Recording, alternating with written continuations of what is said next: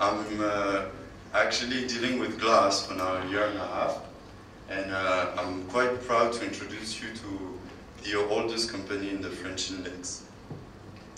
The main topic of this seminar will be to give you the key inputs when it comes to either glass specification or product for construction specification.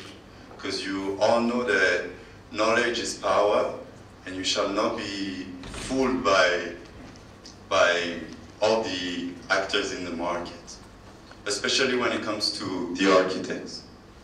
So I'll be presenting you how you specify the best glazing configuration, and I'll show you some few projects we have done, and Chris later on will take it over with some key performance parameters when it comes to product for construction, and also some projects that I've done so far.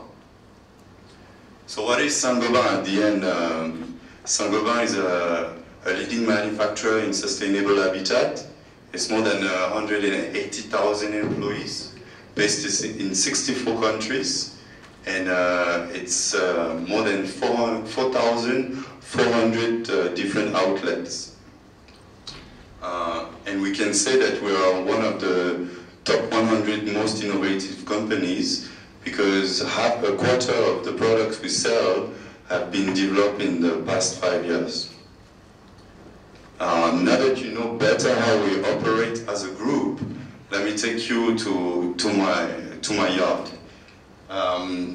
Well, on this map, what I want you to remember is that for the East African region, the glass is coming either from Egypt or India. And then for other different type of processing, we use either the factories in Europe or even in South America, and also China. Now, that's I know it's almost lunchtime, but I'm gonna request 5 minutes of your attention, because this is what you shall put every time you deal with glass, which are the visible light transmission, the U value, and the solar factor, or also called G value. So what is the visible light transmission? The sun is giving us two key features, energy and light. When it comes to light, when you have the direct sun rays that penetrates your building, partly will be absorbed by the glazing, one part will be reflected outside, and one part will be reflected inside. So as you may all notice in Nairobi, most of the buildings, when you look at them, they have this kind of mirrorish aspect on the exterior. That's what we call the external light reflection. And at night time, I don't know if you notice, you can also see yourself in the glass at home. Well, that's the internal light reflection. Now, when it comes to solar heating, which is actually the most important thing after light, is to have a cool temperature in your room. Especially like the weather in Nairobi, where the temperature is around 25 degrees. Usually, when you enter your car, for example, it's warmer inside your car than it is outside. So what you want is to have optimum light and less heat in your building.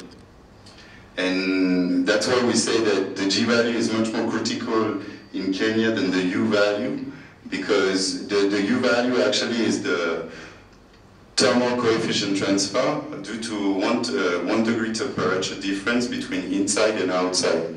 And for example, the unit is the watt per square meter Kelvin. And for example, if I give you just one quick example, assume your facade is 10,000 square meter and you're using a single glazing. And this single glazing will give you 5.6 watt per square meter Kelvin. You multiply this value, and your building is consuming 56,000 watts. Now, if you actually double glaze it, well, you can see it can drop up to 1.5 square meter Kelvin. And if I take, for example, this instead of consuming 56,000 watts, you'll be consuming now 15,000 watts. So you can actually make some savings. Now that you know a bit better those concepts, the last concept I'm going to introduce you to is the selectivity of the glass, which is the ratio between light and heat.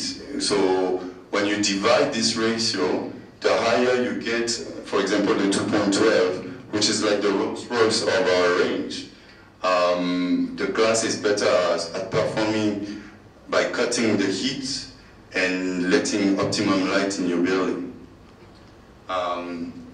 I won't be able to talk much about processing because at the end, that's what matters the most when it comes to glass. But one thing I can say, since I'm in this industry, here in Kenya, you often use this 4+4 laminated and copy-pasting it, whereas the technology can enable you to go beyond that and also improve the sustainability of your buildings. So that's why we double glaze as well. And also tempering could be the key because it's 5 times stronger than basic anneal glass. And I noticed that in your residential projects, you often leave the glass annealed, but what if a kid hits the window and the glass shatters on him? It's going to kill him. Anyway, we can have a meeting at your office or even at my office and discuss more about this processing. And just to quickly introduce you to the 3 main rules to remember when it comes to specifying glass is to make sure your G value is always inferior to 0.4 or 40%. Then to avoid glare is to having a light transmission that would be between 25% to 45%. And for that you need to use a tinted glass.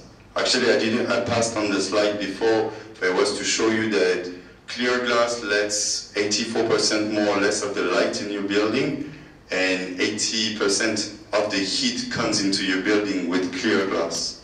Whereas once you use a solar control glass, you can actually benefit a better selectivity, a better ratio between light and heat coming into your building. And then the third rule, when it comes to low E, to reduce the rays, you have to double glaze it. I know you're not all fond of double glazing, but it's here, so anyway. And then those 3 pictures are just there to show you that you can consider Gobain as your think tank. What do I mean by think tank? In the sense that when it comes to the glass specification, we are able to do a sustainable design report, which consists in analyzing the lighting, the structure, the acoustic, and the energy as well. And we also do a cost analysis, so you can see the payback you can be having by actually using a solar control glass that, of course, is more expensive than clear glass, but in the long run will make you save money in terms of air conditioning or artificial lighting. Because sometimes it's better to extra invest but save money in the long run than just looking at the direct cost implication at the moment. At the end, just to say, having a long-term thinking is always better than thinking short-term. This concept being introduced to you, so far this is what we have achieved here in East Africa, in Kenya, Tanzania, and Uganda. That's the oldest project we have done. I think you all know Lionel towers. ST767, 6mm Toffen, more than 9,000 square meters. That's approximately 5 to 6 containers of glass. That's actually, I'm quite proud to show you this because we fought quite a lot for it. It's called Kigali Heights. And actually, we are supplying a high performance glass on it, a low E glazing that gives you around 40% of light, but only 28% of the heat comes into your building, and the shop fronts will be having extra clear glass. Then I suppose you all been on Wayaki Way, and this is a good collaboration with Impala Glass, who is going to do the processing of this building, and we're supplying 10,000 square meters of self-cleaning goods.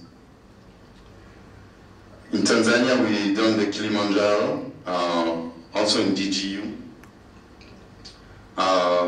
Delta Towers, I think you all know these two towers.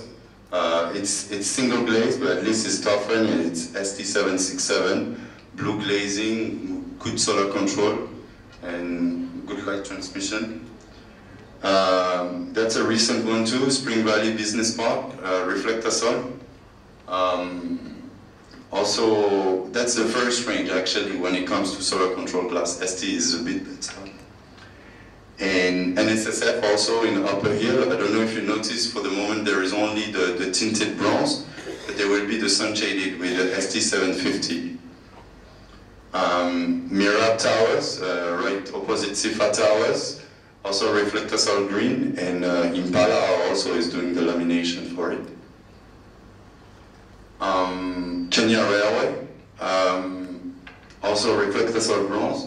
Unfortunately, the installer didn't put the coating on the right side. Actually, for solar control glass, you should always need to put the coating on phase 2. So when you be looking at it, it has a mirrorish aspect because it's the coating that is facing the outside. And at last, that's Pine Tree, ST136, kind of neutral gray glass, and soon going to be glazed.